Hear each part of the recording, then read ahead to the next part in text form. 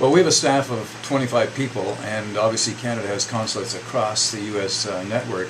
And the relationship's so important. I mean, we have the biggest bilateral trade relationship in the world, which sometimes is taken for granted. And so a big part of what our staff do is to try to promote that relationship, make sure it's working as well as it can.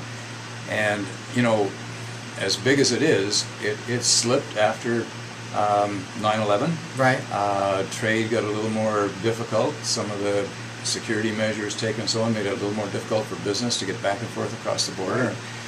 And you know, sometimes when the economy gets tight, people tend to think a little more protectionist as opposed to keeping the economies open. And so that's been part of our business. We have a strong trade team, and then Aaron heads up a group that works primarily on the political, economic relationships as opposed to just helping companies. And so, yeah, we have a lot of Canadians living here. We have a lot of Canadian companies in mass.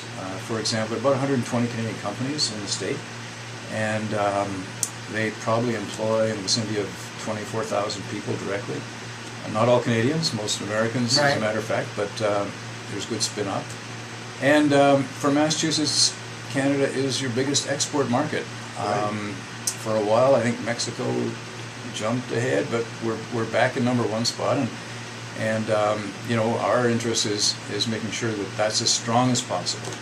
Now, there's a great tie-in with former Governor Cellucci, was a very strong advocate of, you know, doing business with you guys, absolutely. you know? I had the great opportunity of getting to know former Governor Cellucci quite well.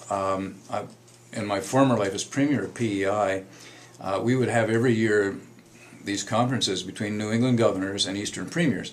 So the premiers of Quebec, New Brunswick, Nova Scotia, Newfoundland, PEI would meet together with all the governors in this region. Of course, Paul Cellucci was the lead, if you like, being governor of Massachusetts. And so we would bring trade missions along with political leaders in, and he was a great host for us, really went the extra mile to try to bring relationships together. And then, of course, he became the U.S. Ambassador to Canada. Right. And, you know, again, exceptional to work with.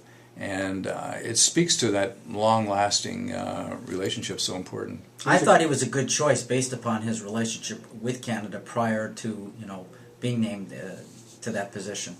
Well, he was. He really extended his hand. He paid attention to cross-border issues. You know, he got to know Canadian companies. He welcomed them to the state, looked for expansion potential, and so on.